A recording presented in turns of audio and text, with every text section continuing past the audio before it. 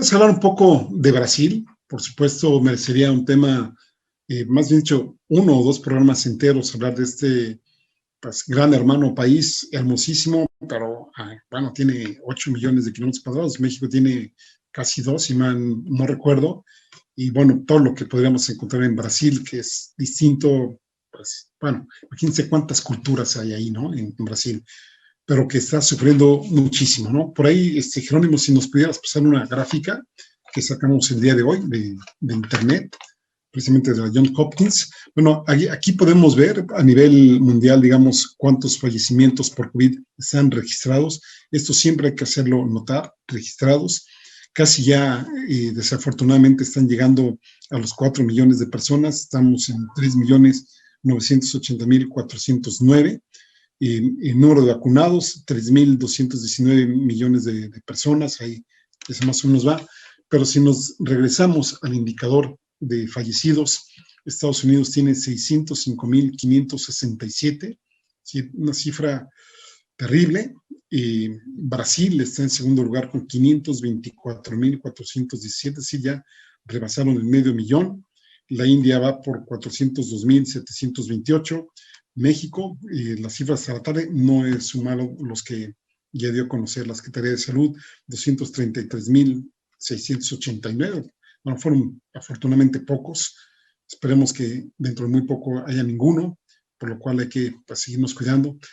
Pero en el caso de Brasil, es interesante detenernos en él porque hay una situación pues, medio macabra, nos habla de corrupción precisamente.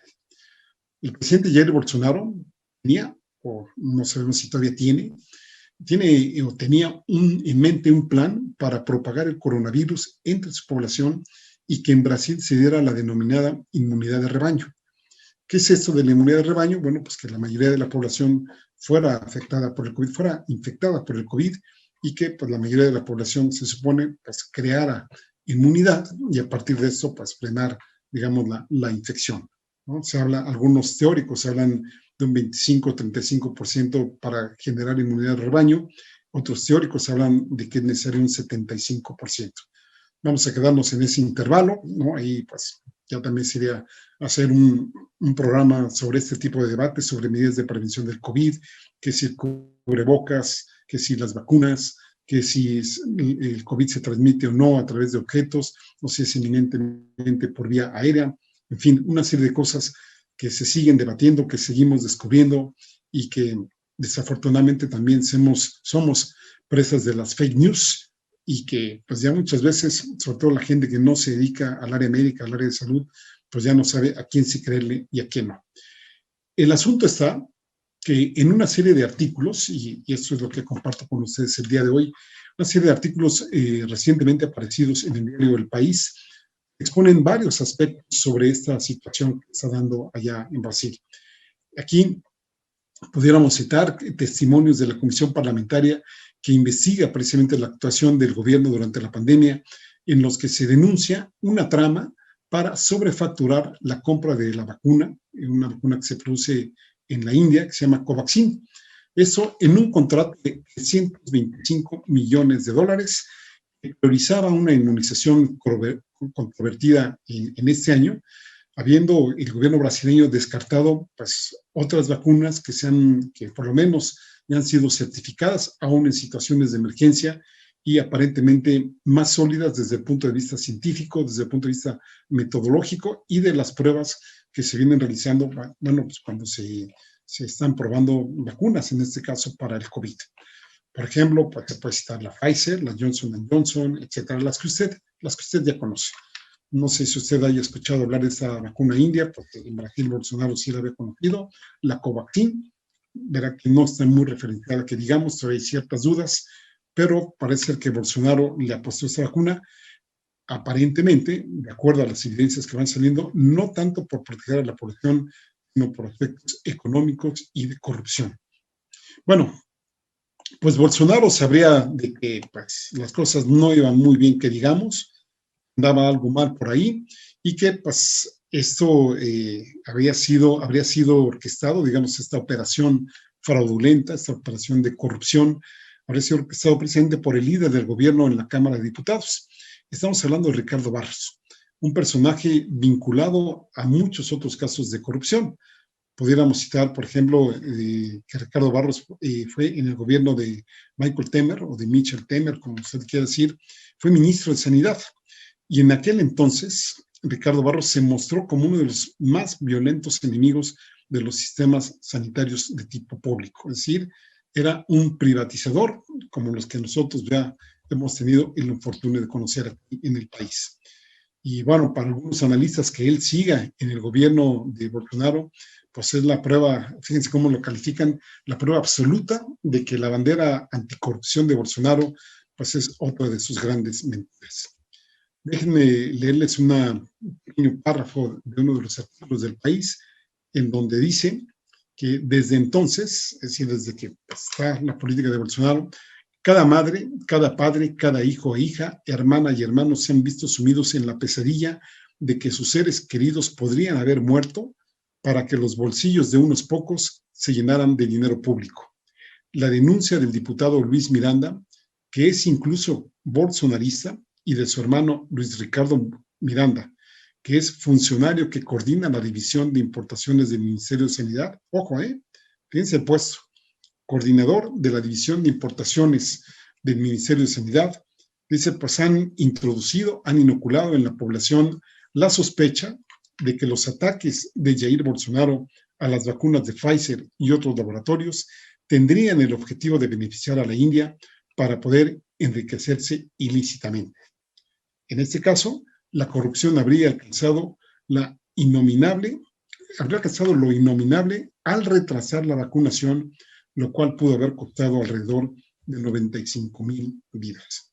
Y aquí vamos a hacer un paréntesis, hasta ahí dejo la lectura de este párrafo, que pues sí, al gobierno mexicano se le han criticado muchas cosas, de que si la sana distancia, el cobro, lo que ustedes quieran, pero uno de los aspectos que tiene que ver con la vacunación, me parece que ha sido uno de los puntos más destacables de esta gestión. Se hizo, independientemente de que podamos discutir los pros y los contras que ha tenido, que por supuesto ha tenido pros y contras, la gestión del gobierno por parte de la Secretaría de Salud, en este caso del doctor Alcocer, y también del vocero, pues el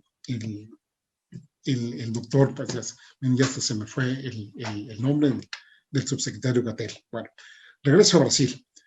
Según el diputado Miranda, él y su hermano Luis Ricardo, ¿sí?, informaron personalmente al presidente Jair Bolsonaro en marzo pasado sobre irregularidades en el contrato de compra de la vacuna que se produce en la India. Ricardo Miranda aseguró que sufrió presiones para cerrar el acuerdo con Precisa Medicines, la empresa que actuó como intermediario entre Brasil y la India. Los dos hermanos comunicaron al mandatario que había un intento de desviar dinero en la operación. Según ellos, Bolsonaro llegó a decir que activaría a la Policía Federal para investigar el caso, pero su promesa nunca se cumplió. Parte de la Fiscalía General de la República de Brasil anunció este pasado viernes 2 de julio al Supremo Tribunal Federal que investiga al presidente Jair Bolsonaro por presunta prevaricación en la compra de vacuna india Covaxin.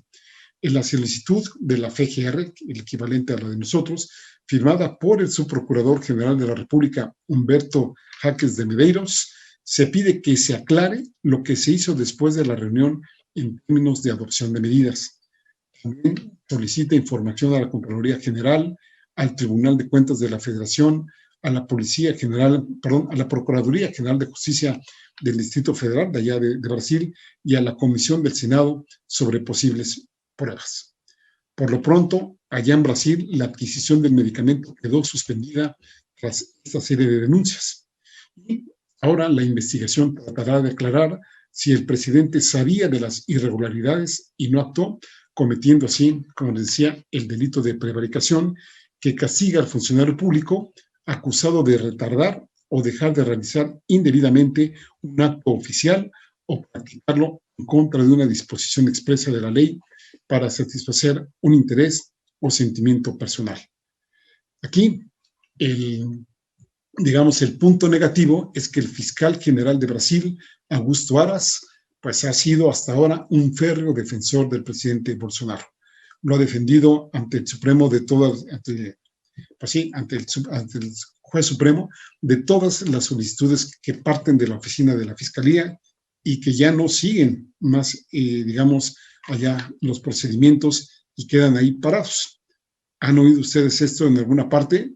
No sé por qué también me recuerda a nuestro país, ¿no les parece? Bueno, el hecho es que por su parte el presidente Bolsonaro se ha defendido de las acusaciones, asegurando que, pues que él no ha desembolsado ni un centavo.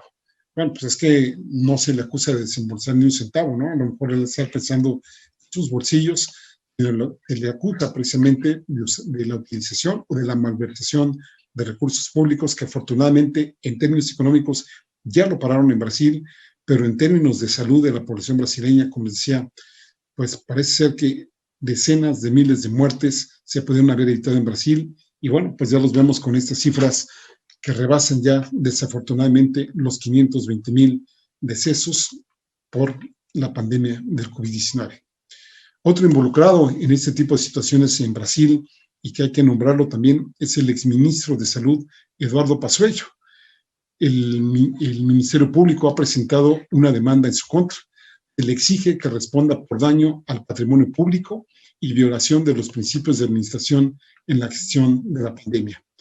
Según un informe publicado por el portal UOL, la demanda se está tramitando en secreto por contener documentos protegidos, estima un perjuicio para el Estado brasileño de casi 122 millones de reales, algo así como el equivalente a 24 millones de dólares, por negligencias en la negociación de contratos de vacunas.